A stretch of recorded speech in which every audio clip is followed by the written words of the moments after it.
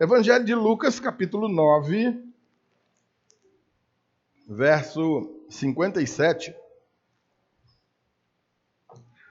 Lá no finalzinho, última perícope do capítulo esse que é enorme, né? Tem 62 versículos. É bem grandão. Jesus põe à prova aqueles potenciais seguidores seus. O chamado é geral. A voz de Deus, nós falamos disso ontem no retiro, os jovens que estiveram lá vão se lembrar, quando nós expomos Romanos capítulo 1, acerca da manifestação de Deus ao universo inteiro, apresentando-se como o Criador de todas as coisas, o que faz de todo homem indesculpável diante dele, quando pretenda dizer que por algum motivo não tenha conhecido Deus, né? É impossível. O indivíduo simplesmente descarta ou deliberadamente, de modo rebelde, perverso, cruel, ele pode insistir em desprezar o conhecimento de Deus, mas dizer que não o conhece, ateu nenhum pode. O simples fato do camarada estar respirando já testifica que ele está em contato com Deus, aquele que lhe dá o oxigênio. Então, embora exista um chamado geral, existem também chamados específicos, e nós vamos ver 3 chamados simultâneos na pregação. Não quer dizer que isso tenha acontecido no mesmo minuto, mas 3 qualidades, 3 tipos de pessoas, ou chamadas ou que se ofereçam para seguir Jesus, e vamos ver a resposta do Senhor a esse contato com estas pessoas. É uma sequência do que a gente começou na semana passada. Vamos ler o texto? Amém? Verso 57. Enquanto seguiam pelo caminho, alguém disse a Jesus: "Vou segui-lo para onde quer que o Senhor for." Mas Jesus lhe respondeu: "As raposas têm as suas tocas e as aves do céu têm os seus ninhos, mas o Filho do Homem não tem onde reclinar a cabeça." A outro Jesus disse: "Siga-me." Mas ele respondeu: "Senhor, deixa-me ir primeiro sepultar o meu pai." Mas Jesus insistiu: "Deixe que os mortos sepultem os seus mortos. Você, porém, vá e anuncie o reino de Deus." Outro lhe disse: "Senhor, quero segui-lo, mas permita-me que antes disso eu me despeça das pessoas da minha casa." Mas Jesus lhe respondeu: "Ninguém que põe a mão no arado e olha para trás é apto para o reino de Deus." Certo, notem que são, então, precisamente 3 tipos de pessoas. Ou se você não quiser chamar de 3 tipos de pessoa, não tem problema nenhum, mas vocês vão verificar, com grande facilidade inclusive, 3 situações, com algumas semelhanças e também com diferenças bem acentuadas. Seja por chamado direto do mestre, seja por se oferecer a ele, esse eventual seguidor, os diálogos de Jesus com essas pessoas revelam a seriedade e a urgência quanto a que se atenda ao chamado do Senhor. O primeiro chamado é sério. Preste atenção, amados, é sério, não é brincadeira. Ninguém está sendo chamado para aderir a uma religião. Ninguém está sendo chamado para se tornar membro de uma denominação religiosa. Ninguém está sendo chamado, conforme a nossa cultura inculca aqui na nossa cabeça, para abandonar a sua antiga religião e se apegar a uma religião nova. Ah, eu era macumbeiro, agora eu sou evangélico. Ah, eu era católico, agora eu sou evangélico. Ah, eu era ateu, agora eu sou da Igreja Batista. Esse acontecimento, sociologicamente e no abandono de algumas práticas, pode até ser interessante, mas preste atenção, meu amado irmão, minha amada irmã. Isso não é suficiente para dizer que essa pessoa tenha realmente sido convertida ao Evangelho do Senhor Jesus. É muito legal ver a mulher que era uma prostituta abandonar a prostituição, se transformar numa senhora séria, decente. Maravilha, isso é uma joia. Ver o cara que era um ladrão, um criminoso, abandonar aquilo e se transformar num cidadão de bem. Isso é maravilhoso, queridos. O cara que era um viciado, um alcoólatra, um drogado, abandonar aquilo e viver uma vida de sobriedade. Maravilha. Mas se você prestar bem atenção, você vai ver que esse fenômeno acontece em outras religiões e acontece inclusive com pessoas que não estão ligadas a religião nenhuma. Logo a gente deduz que para que essas coisas aconteçam, o sacrifício tremendo do Senhor Jesus na cruz não foi realizado para esse fim. O objetivo não era esse. Principal, não. É evidente que aquele que se converte ao Evangelho do Senhor Jesus, vai verdadeiramente abandonar uma porção de coisas ruins do passado e, inclusive, vai passar a praticar um punhado de coisas novas agora que anteriormente ele nem cogitava, porque isso também são marcas daquele que realmente foi convertido ao Evangelho do Senhor Jesus. Mas a primeira ideia que vem à nossa cabeça, e isso é cultural aqui da região, a gente ouve muito isso. Você se apresenta para algum amigo, batendo um papo informal. Ah, eu sou lá da igreja do pastor Walter, não é nem a igreja batista reformada, não, é a igreja do pastor Walter. A igreja já virou minha agora, eu virei o dono dela. Ah, você frequenta lá? É, eu frequento lá. Meu amado, nunca pronuncie essa loucura. Você não foi chamado para frequentar isso aqui. Frequentar isso aqui não quer dizer nada. Você frequenta um mercado, você frequenta um clube de vez em quando, você frequenta a praia quando você passeia por lá, você frequenta a casa do seu vizinho, a casa de um familiar. A igreja, ela não foi edificada para que nós fôssemos frequentadores dela. De jeito nenhum. Você foi chamado para ser igreja, para compor a igreja. Amém, querido? Você consegue entender a diferença entre uma coisa e outra? Entre ser a igreja e frequentar a igreja? Há uma diferença monstra, querido. Se na tua cabeça você é apenas um frequentador dessa igreja, o conselho que eu te dou é que você faça um autoexame. Faça uma análise de você mesmo e veja o que é preciso você fazer para abandonar esse costume imediatamente. Deixar de ser um frequentador hoje, para se tornar verdadeiramente um membro efetivo, ativo, de verdade. Amém, querido? Esse chamado que Jesus faz é algo extremamente radical. Você se lembra da pregação do domingo passado? Da introdução que nós fizemos a essa série de mensagens? O chamado de Pedro, André, Tiago e João. Como é que aqueles homens se encontravam? O que eles estavam fazendo? Estavam trabalhando, tinham o que fazer. Tinham suas ocupações. E era coisa muito séria.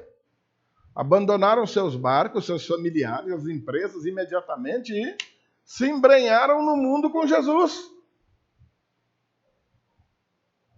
Passada aquela introdução que nós fizemos, o que eu posso dizer dessa segunda parte dessa série de sermões, que diz respeito a esse que nós estamos fazendo aqui hoje, agora, é que nós estamos mergulhando um pouco mais fundo naquilo que começamos semana passada. Se naquela introdução nós entramos com a água até o joelho, agora nós já vamos com ela aqui pelo peito. E nos domingos seguintes nós vamos mergulhar bastante nessa questão, a fim de que os irmãos estejam inteirados acerca do que é verdadeiramente esse chamado do Senhor Jesus. Para que nós não o levemos apenas como um mero pensamento religioso, igual nós somos criados a vida inteira. Ah, procissão, eu vou lá levar uma oferta e pôr no pé do santo, vou dar uma volta na cidade com a vela na mão, cumpri minha obrigação. Ah, eu vou lá, vou me confessar, vou comer a hóstia. Não, eu vou lá no terreiro, eu levo um gato preto, eu levo um sapo cururu para o cara pôr o nome do meu inimigo na boca dele. Rituais religiosos é o que não falta nesse mundo. E boa parte de nós praticou em algum momento da vida, alguns que hoje, quando você lembra, você falta pouco morrer de vergonha. E não é possível que você tenha tido um contato com o Evangelho do Senhor Jesus, tenha se apegado à igreja do Senhor Jesus, e até hoje, mesmo não mexendo mais com gato preto, mesmo não dando mais volta na cidade com vela na mão, ainda tem a ideia de que basta vir aqui no domingo e está tudo jóia.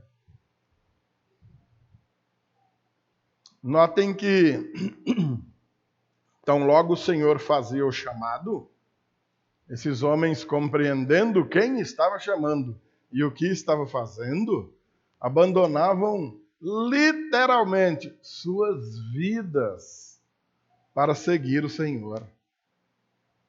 Amém? Olha a situação desse primeiro. Enquanto seguia Jesus pelo caminho,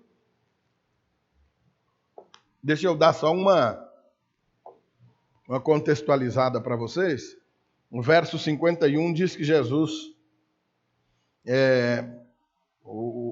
estava ali vendo completados os seus dias, então ele estava indo para Jerusalém para ser assunto ao céu, ou seja, evidentemente, a sua ascensão após sua morte na cruz e sua ressurreição. Então, segundo o Evangelho de Lucas, essa é a última viagem que Jesus está fazendo na direção de Jerusalém.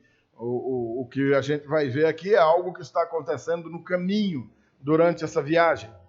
Então, enquanto seguia ele pelo caminho, alguém disse a Jesus: olha, a primeira informação que nós temos é que essa pessoa não tem nem nome. Alguém. Alguém quem? Eu não faço ideia. Ninguém faz ideia. E também nós não temos aí a menção de Jesus chamando esse alguém. Jesus não fez um chamado a ele. Ele se oferece. O apóstolo Paulo nos lembra em Romanos, capítulo 3, que nós não queremos Deus. Nós não buscamos Deus. Que é isso, pastor? Hoje mesmo eu vim aqui buscar Ele. Glória a Deus. Se você já está buscando realmente o Senhor, é porque você já é um convertido mesmo, de verdade. Mas nós ainda estamos falando no evangelismo, no chamado das pessoas para seguirem a Jesus. E alguém se oferece. Vou segui-lo para onde quer que o Senhor for. É interessante a informação, porque, ao que parece, ele está se dispondo a ir para Jesus para qualquer lugar, ainda que não saiba para onde ele está indo. Lembram-se da chamada de Abraão, lá em Gênesis capítulo 12? Abraão, sai da tua terra, do meio dos teus parentes, e vai para uma terra que eu lhe mostrarei. Nenhuma pessoa em juízo normal, a não ser Abraão, porque ele não era louco, obedeceria a uma proposta dessa, não é? Você obedeceria? Se alguém chegasse aqui hoje para você e dissesse: ei, sai de união, larga teus parentes aí e se taca daqui para o mundo, para um lugar que eu ainda vou te mostrar onde é. Você poderia até ir se o cara dissesse, você vai para a cidade tal, assim, você ainda encararia, né? Mas com essa incógnita toda. Então essa pessoa parece que tem até uma boa ideia na cabeça, né? Parece que ela está até sendo guiada por um bom sentimento, por um bom pensamento. Senhor, eu vou te seguir para onde quer que o Senhor for. O texto não fala para nós, ele não apresenta nenhuma característica dessa pessoa, mas nós podemos concluir pela resposta de Jesus que aquela pessoa possuía algumas expectativas com relação ao seguir Jesus. E essas expectativas parecem que foram eliminadas pela resposta do Senhor.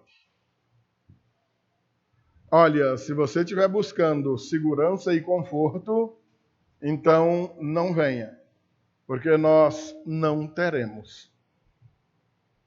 Comparação que o Senhor faz, lembro mais uma vez, vamos usar muito essa palavra, é radical. As raposas têm suas tocas, seus buracos, seus covis, né? As aves do céu têm os seus ninhos, mas eu não tenho onde reclinar a cabeça. Se o cara está achando que Jesus é uma grande autoridade, já estão chamando ele de rei, estão chamando ele de profeta. E na nossa perspectiva de se apegar a uma religião, tudo que nos vem à cabeça é ter uma vida mais confortável nessa terra, Jesus então elimina completamente essa possibilidade. Quer ir mesmo? Tu quer mesmo me seguir? Já começa por hoje. Tem onde dormir não. Se eu te chamar para ir fazer um evangelismo comigo aqui pelo norte, nós temos mapeado uma região aqui, onde nós vamos encontrar pelo menos uns 10 mil habitantes, em pequenas cidades e vilarejos completamente inalcançados pelo Evangelho. E se eu te chamar para que nós nos embrenhemos por aí fazendo um evangelismo, a primeira coisa, ainda que você não tenha coragem de perguntar, mas você vai pensar onde é que nós vamos almoçar? Onde é que nós vamos jantar? Onde é que nós vamos dormir? Lá no Goiás onde é que nós vamos posar? Eu posso pelo menos dizer para você que vai ser numa van, né? Vai nela aí dentro da van, dá para dormir uns 3. Não dorme muito confortável não, mas quebra um galho. Já está melhor do que Jesus. A gente teria uma van velha para reclinar a cabeça. Jesus não tinha, não.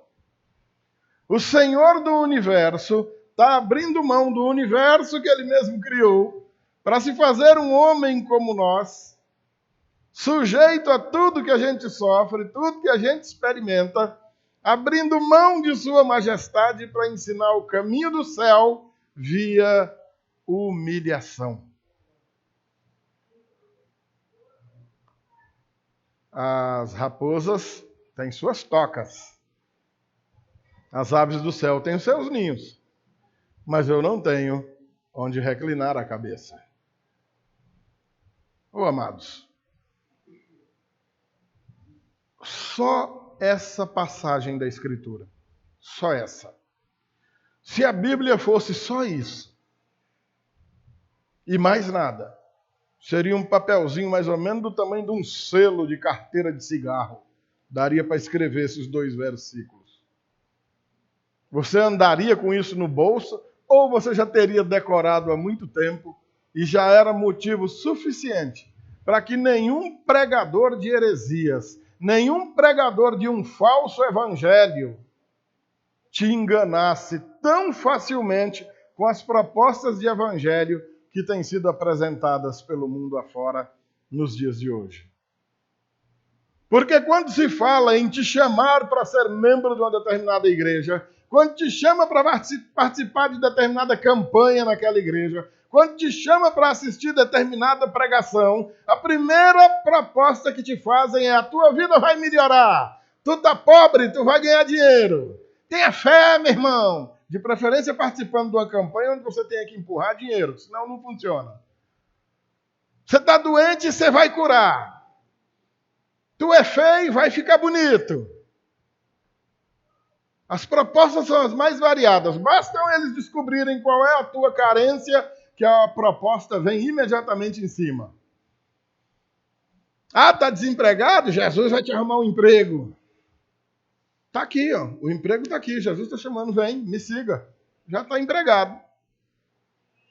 E o salário? Bom, o patrão não tinha onde reclinar a cabeça. Ah, então eu não vou não, ué. Acaba não tem nem para ele, rapaz. Tem para mim também. Só esse versículo já te vacinaria. Você estaria vacinado contra toda proposta satânica, disfarçada de evangelho, que vem sendo anunciada desde muito tempo, mas talvez nunca tanto quanto nos dias de hoje. Por indivíduos chamados pastores, bispo, profeta, apóstolo, eles se dão os nomes que quiserem. Evangelista, missionário, fulano, fulana, beltrano, cicrana. Mas a proposta é a mesma. Tem carrinho de som andando na rua aí fazendo convite. Pare de sofrer. Deve estar chamando a pessoa para dar um tiro na cabeça, né? Para morrer, né? Para parar de sofrer nessa vida aqui, né?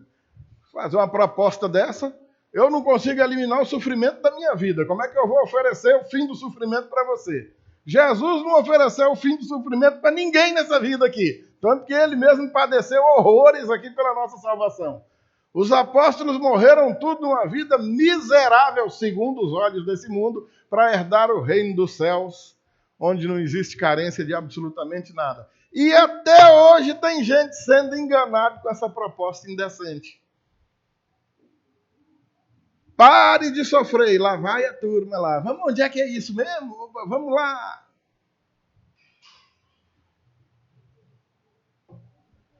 Senhor, eu te seguirei por onde quer que o Senhor for.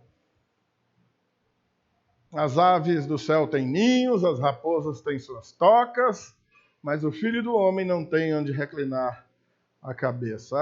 Nós não temos, o texto não oferece para nós, nem aqui, nem em Mateus capítulo 8, que é onde está a mesma passagem segundo o Evangelho de Mateus, não há resposta. Nós não sabemos o que esse cidadão fez após essa proposta de Jesus. Então você pode ficar com qualquer possibilidade, porque certamente o planeta inteiro ouviu essa proposta. E alguns, depois de ouvirem essa proposta maravilhosa, tiraram por cima. É ruim que eu vou seguir esse homem. Mas glória a Deus, porque muitos falam, não, Senhor, eu quero seguir o Senhor, não estou afim de lugar para dormir, não. Onde o Senhor dormir, eu durmo. Onde o Senhor morrer, eu morro também. Eu quero estar com o Senhor. Amém, queridos? Então, com certeza, duas respostas a essa proposta foram dadas. Uns gostaram da proposta e se apegaram ao Senhor. Outros não gostaram e caíram fora. Não, eu estou procurando a solução para os meus problemas. Não estou procurando mais encrenca, não. Verso 59. A outro Jesus disse, siga-me. E a resposta desse camarada, com certeza, vai comover o coraçãozinho de muita gente. A primeira ideia que te vem em mente é que o pai desse cidadão deveria estar espichado no caixão, né? Talvez Jesus tenha interrompido um velório, né? Para fazer o convite a esse rapaz, né? E o rapaz então responderia de pronto dessa maneira, Senhor, eu sei quem é o Senhor. O Senhor é o Senhor Jesus. Quero te seguir. Mas deixa eu Tá vendo aí, o velho esticou as canelas, morreu. Não posso deixar assim não, né? Tem que enterrar, né? Mas não é assim não, queridos. Não é tão simples assim não. Para isso que a gente ainda existe pesquisa histórica, pesquisa cultural. E o que está acontecendo aqui é um cidadão arranjando uma desculpa muito legal, muito bacana mesmo, para dar uma barrigada em Jesus, para dar uma empurrada mais para frente. Como quem entenda que não pode dizer não para o Senhor, mas que ao mesmo tempo tenha um problema muito grande para resolver. Existem vertente cultural que vai dizer que nessa região da Palestina, naquele tempo ainda havia o luto de 1 ano. Então, o pai tinha morrido há pouco tempo. E 1 ano depois de seu sepultamento, havia uma cultura de alguns povos onde pegavam os ossos daquele camarada para colocar num mortuário da família, era algo comum. Então, esse funeral só estaria completo após 1 ano mesmo. Então, olha, senhor, eu ainda tenho que cumprir esse rito aqui. Mas ainda não é nem essa questão cultural que chama aqui a atenção. O que chama mesmo aqui é o seguinte: esse filho provavelmente podia ser um primogênito, um responsável pela família, e é o que mais pode estar acontecendo aqui na ocasião. E quando ele faz essa proposta de sepultar o pai, ele está dizendo: Senhor, o meu pai ainda é vivo e após a sua morte eu serei responsável por essa família. E embora, em virtude de ele estar idoso, idade avançada, pode acontecer de ele morrer em pouco tempo, não sei, e eu preciso colocar a casa em ordem para que então eu siga o Senhor. Então, ou seja, eu preciso cuidar do meu pai. E o cuidado meu com o meu pai vai até o seu sepultamento. Meu pai ainda nem morreu. Estou cuidando dele, né? Quando o velhinho vier a morrer, eu sepulto meu pai, então eu tenho cumprido toda a minha obrigação para com a minha família, então eu estarei livre para segui-lo. Essa é a versão mais aceitável. Ou seja, Senhor, eu quero te seguir, mas eu ainda tenho um compromisso familiar muito pesado. Eu preciso cuidar do meu pai. E somente a sua morte, depois que eu cumprir adequadamente minhas boas obrigações de bom filho, e ter então sepultado meu pai, aí eu estarei livre para te seguir. E como eu disse, essa conversa poderia sensibilizar você. A resposta de Jesus a ele, mais uma vez vem a palavra, é tremendamente radical.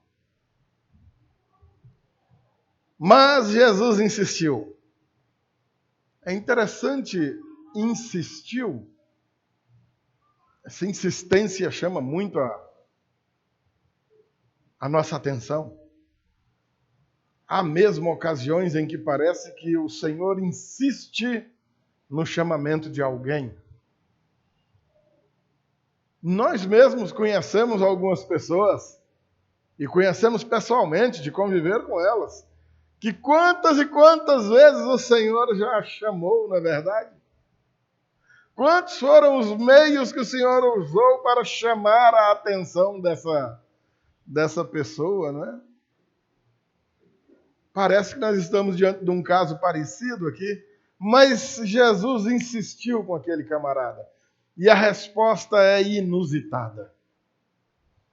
Deixe que os mortos sepultem os seus mortos. Quanto a você,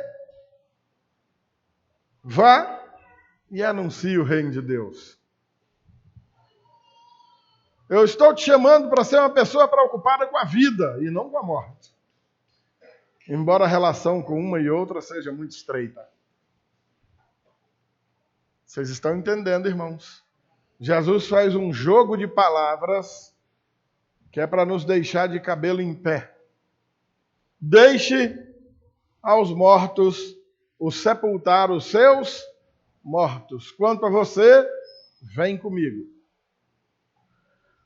Querido, não é preciso ser um grande exegeta, não é preciso ser um teólogo para compreender, e inclusive com alguma facilidade, que o que Jesus está dizendo é: vem comigo para a vida.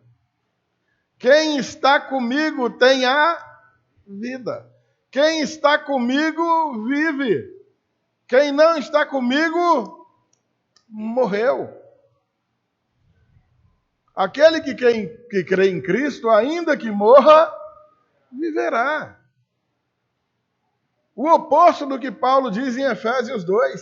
Estávamos todos nós mortos em nossos delitos e pecados.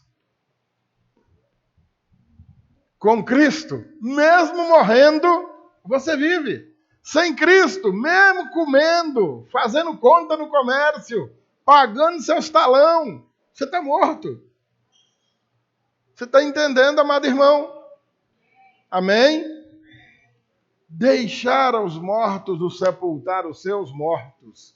Aqueles que o Senhor não está chamando, que estão sendo deixados para trás, já estão mortos. A diferença é que fisicamente alguns ainda estão vivos. E quando eles morrem, depende de outros mortos que vão ficando para trás para sepultá-los. Mortos espiritualmente, ainda que vivos, andando, respirando, fazendo as coisas.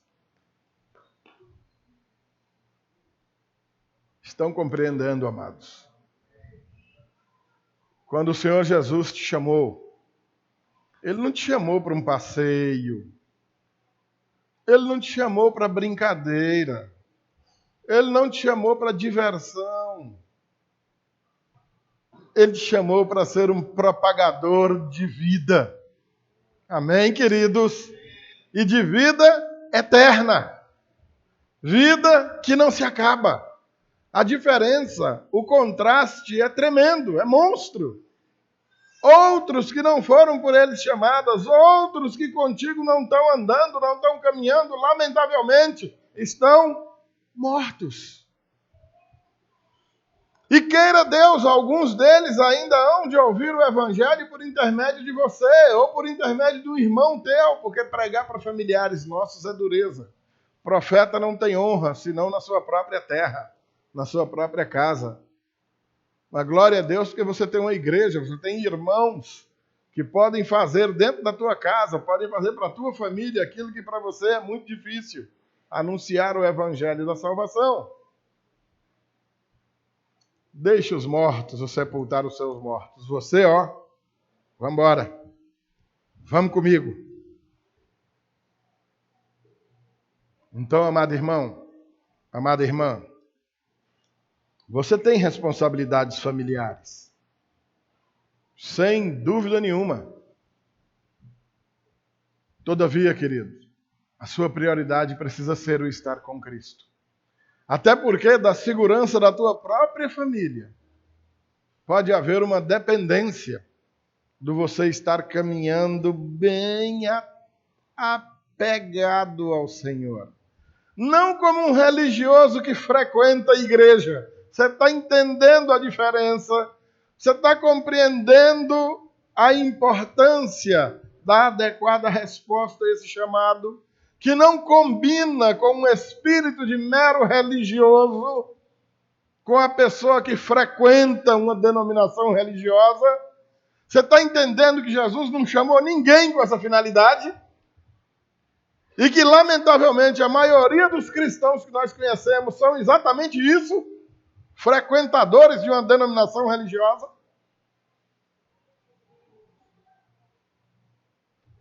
Isso, às vezes, pode ser uma tremenda cilada literalmente uma arapuca, e tem levado muita gente ao engano e mantido muita gente no engano. Abram seus olhos, amados. Fiquem espertos. Verso 61. O terceiro dos chamados aí. Outro lhe disse: Senhor, eu quero segui-lo. Primeiro, nós não temos aqui Jesus o chamando. Pode ser uma situação semelhante à do primeiro lá, né? Ele já chegou se apresentando e se oferecendo. Agora, se o camarada realmente diz que quer seguir o Senhor, vamos entender que o Senhor possivelmente realmente tocou em seu coração. Caso contrário, esse desejo de estar com Jesus não rola não. Nós não queremos estar com Ele. Nosso coração não pede isso. Se nós temos alegria e disposição para estar com o Senhor, é porque Ele já operou esse milagre em você. Amém, amado? Senhor, eu quero segui-lo. Mas permita que antes disso eu me despeça das pessoas da minha casa. Vamos lá, diante do primeiro que recebe uma advertência severa e é informado de que se o que ele está buscando é conforto e segurança, não terá. E se ele ouviu o diálogo com esse segundo, que foi chamado pelo Senhor, mas deu essa desculpa esfarrapada de ter que enterrar o pai, que foi uma desculpa esfarrapada. A primeira olhada, a gente, puxa vida, Jesus é muito duro, hein? Não deixa nem a gente sepultar o pai da gente. Você viu que não é bem assim, né? O cara estava dando uma desculpa esfarrapada. Esse terceiro, ele já vem com uma proposta diferente e que não é absurda. A proposta que ele está fazendo aqui não é nem um pouco absurda, não. Ela não é inédita nas Escrituras. Não é a primeira vez que está aparecendo, não. No nosso programa de rádio, eu acho que há 2 semanas atrás, eu toquei nesse assunto, na chamada do profeta Eliseu, quando o profeta Elias passa o comando para o profeta Eliseu, jovem Eliseu. Deus mandou que o Elias fosse fazer isso. Está lá em 1 Reis 19. É facinho de decorar para você ver quando chegar em casa. 1 Reis 19, 19. Decorou? Ficou bom, não ficou? 1 Reis 19, 19. Lembra de 19 2 vezes? E os 2 versículos seguintes, o 20 e o 21.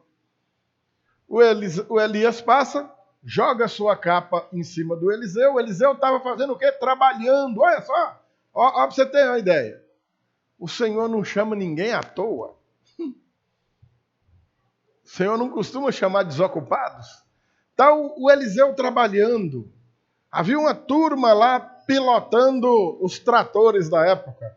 Era um arado tocado a boi, puxado a boi. Uma dupla de boi, uma junta de boi puxava um arado. O camarada vai atrás, agarrado no arado ali, pilotando aquilo. E o Eliseu era um deles. Certamente o pai dele devia ser um grande produtor agrícola da época. Um homem, uma família bem-sucedida. O Elias joga a capa em cima do Eliseu. O Eliseu entendeu. Eita, o homem passou, o Elias passou o cajado para mim. Agora é comigo. O profeta aqui agora serei eu. Ele sai correndo atrás do Elias e ele faz essa proposta aqui para Elias. Deixa eu correr lá em casa e dar um beijo no meu pai e na minha mãe. E o Elias consente. Vai ligeiro. Vá e volte, porque você já sabe o que eu fiz contigo. Exatamente isso. E o Eliseu vai, certamente beija o pai, beija a mãe. Deve ser uma choradeira danada. Meu filho, tu tá ficando louco. Mas é isso mesmo, Deus chamou, tá chamado. Volta atrás do Elias de novo. Vai onde estão os bois, presta atenção, ó. Mata a pareia de boi, pega a canga, o canzil, as madeiras dos paramentos ali do arado, toca fogo, faz lenha, assa o boi e dá para o povo comer. E então, ele vai-se embora, seguiu Elias. O que o Eliseu fez? O que o prendia ao mundo ainda? Respeito aos pais. Deixa eu ir dar um beijo no meu pai e na minha mãe. Foi lá, beijou o papai, beijou a mamãe, despediu. O que ainda sobra? Rapaz, eu tenho uma junta de boi e eu tenho um arado. Um arado daquele era coisa cara. Aquele equipamento dos boi ali não é brincadeira, não. Coisa de madeira de lei que o profissional demora para fazer, um negócio difícil. Matou os boi, fez um churrasco usando a própria madeira dos equipamentos e deu para o povo comer. Comeu, acabou, né? Dependendo do ossinho que assou, acaba como com osso e tudo, né? Pronto. Tem mais nada que me segura nesse mundo. Já beijei papai e mamãe, já me despedi. Estão sabendo que agora eu não sou mais deles, eu vou servir ao Senhor. De boi e de arado eu nem me lembro mais. O arado foi queimado, virou cinza. Os bois foram comidos, acabou. Esse rapaz faz essa proposta para Jesus. Senhor, eu quero segui-lo, permita-me antes que eu despeça da minha família, né, dos da minha casa, né? Verso 62, o Senhor Jesus dá a ele a devida resposta. Ninguém que põe a mão no arado e olha para trás é apto para o reino de Deus. Ó. Essa é uma advertência.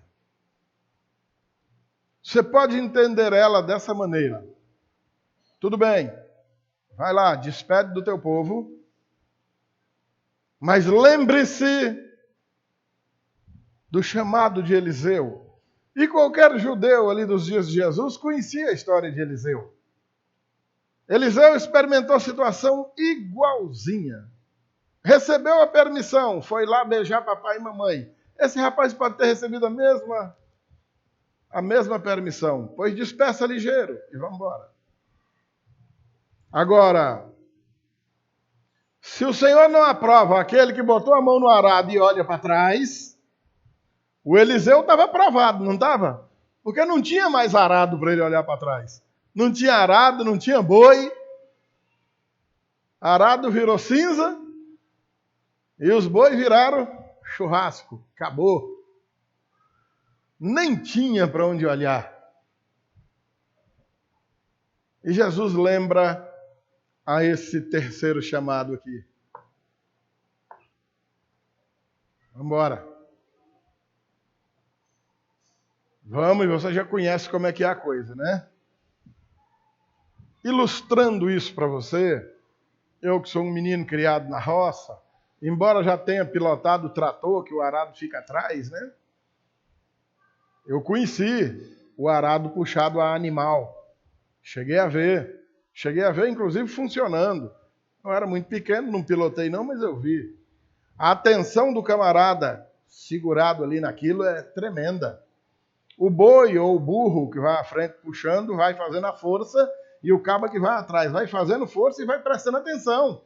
Ele tem que ir passando o arado, ó, no lugar certinho, fazendo o sulco ali de revirar a terra.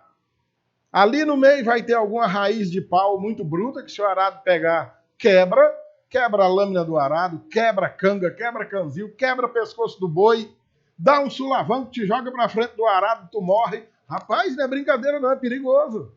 Pega numa pedra, a mesma coisa. Então a coisa é séria. Quando o boi vai-se embora, ó, o camarada vai agarrado no guidão daquele negócio ali, numa tensão tremenda, ó.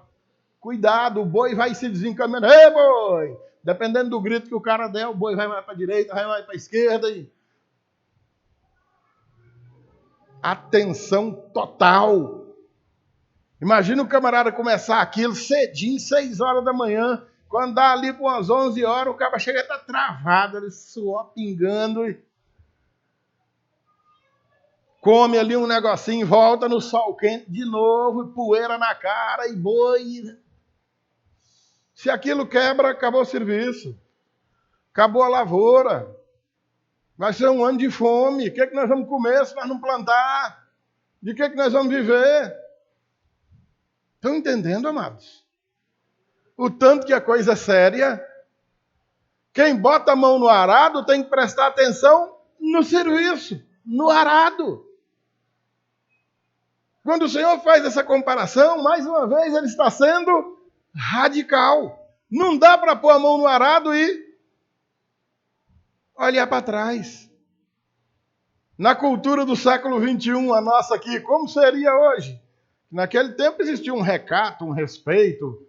Hoje o camarada ia agarrado no arado, bateu o sinal, saíram as meninas do segundo grau, ó, passando as meninas e uma bestada. Já era arado.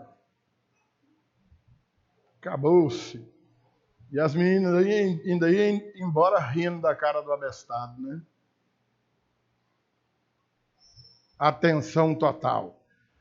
Nada, absolutamente nada pode desviar a atenção do camarada que está agarrado no arado.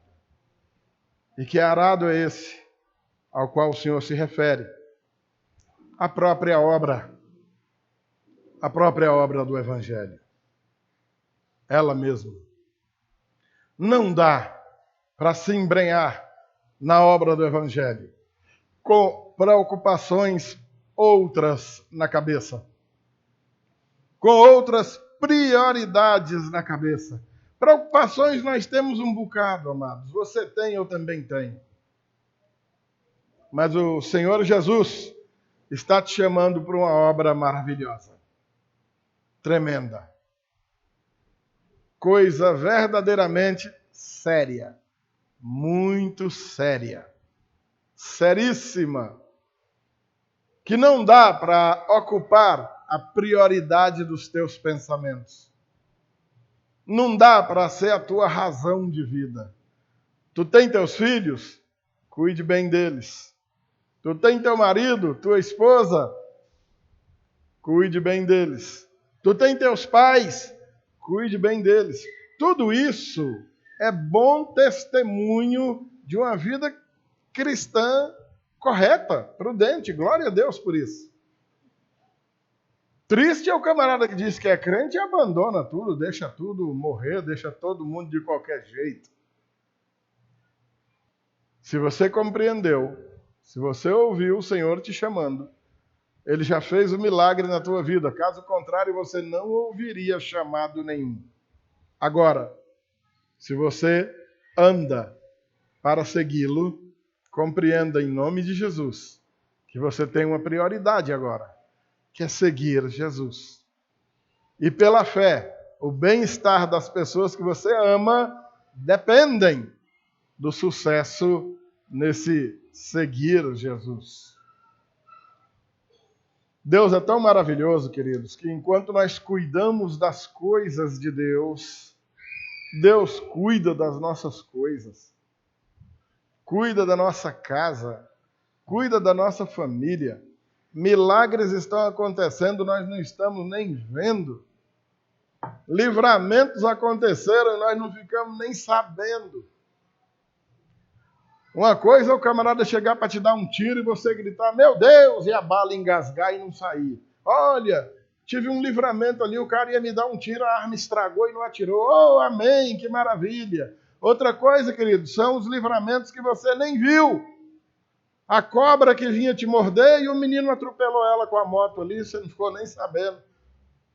Amanhã você passa, tá o carcará rasgando a cobra lá, comendo. Ah, morreu uma cobra ali, vinha te morder. O Senhor não deixou, você não ficou nem sabendo. O Senhor nos livra de muitas coisas o tempo todo. E Ele faz o mesmo com os nossos familiares, porque as nossas orações não são jogadas fora. Nós oramos a Deus, Ele ouve, Ele responde. Ele não é morto, Ele não é uma imagem de escultura carregada para um lugar e para outro. Ele é um Deus vivo, fiel, amoroso, cheio de misericórdia. Os anjos do Senhor trabalham em nosso favor.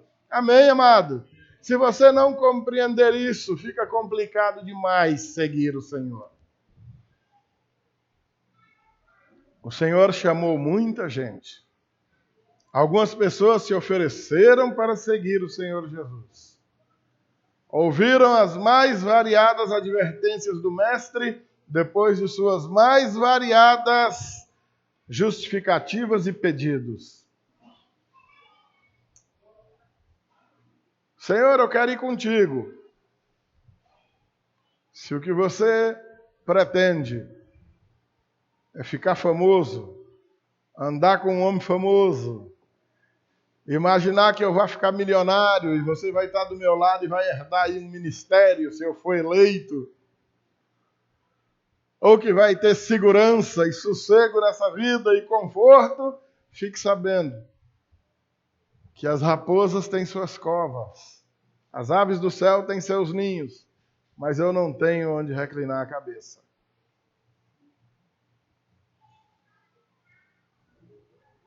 Outro, após ouvir o chamado do Senhor, tudo bem, Senhor, eu vou, mas espero sepultar meu pai. Quem sabe o velho morre daqui 1, 2, 5 anos, então eu vou estar liberado para seguir o Senhor para qualquer canto.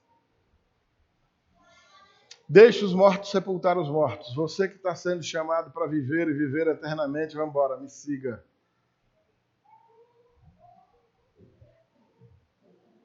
O último, Senhor, deixa eu despedir da minha família. Quem sabe o Senhor tenha dito, pode se despedir, mas lembre-se do profeta Eliseu, que não deixou nem arado para poder olhar para trás. Que seja o mesmo com você, porque aquele que bota a mão no arado e olha para trás não é digno, não é apto para o reino de Deus. Você está sendo chamado para ter atenção ao serviço. Amém? Para encerrar isso aí, eu quero que você abra a sua Bíblia em Filipenses capítulo 3, para a gente encerrar. Vendo as palavras do apóstolo Paulo acerca dessa situação, ou de uma situação semelhante, quem sabe, né? Como ele tratou. Filipenses capítulo 3, a partir do verso 12. Encontrou todo mundo? Amém. Então vamos lá. Não que eu o tenha já recebido ou tenha já obtido a perfeição. Paulo está dizendo, não que eu já seja perfeito, não que eu já tenha conquistado tudo, não que já esteja tudo dominado, não. Mas prossigo para conquistar aquilo para o que também fui conquistado por Cristo Jesus. Verso 13, irmãos, quanto a mim, não julgo havê-lo alcançado, mas uma coisa faço, esquecendo-me das coisas que para trás ficam, e avançando para as que diante de mim estão, prossigo para o alvo, para o prêmio da soberana vocação de Deus em Cristo Jesus. Amém? Esquecendo-me das coisas que para trás ficam, avançando para as que diante de mim estão, prossigo para o alvo. Olha, meu amado irmão, minha amada irmã, todos nós deixamos muita bagagem para trás. Quantas oportunidades perdidas, quantas escolhas mal feitas, quanta coisa boa deixada que a gente adoraria voltar e pegar. Era ou não era? Quanta coisa eu fiz da qual eu me arrependo e agora não dá mais para consertar.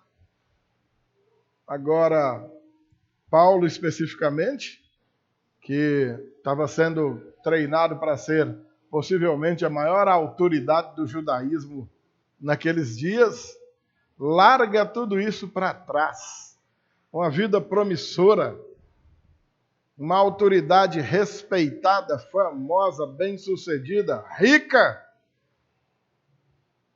Larga tudo para trás para seguir o chamado do Senhor. e tenha a ousadia de dizer: esquecendo-me das coisas que para trás ficam. Dá para você seguir essa recomendação? E esquecer também as coisas que para trás ficam. Amém? E avançar para as que diante de nós está, prosseguindo para o alvo, a fim de receber a soberana vocação de Deus em Cristo Jesus, a salvação da alma, a vida eterna, porque o Evangelho não veio para proporcionar para nós vida sossegada nessa terra, mas uma eternidade de livramento quando essa vida aqui se acabar.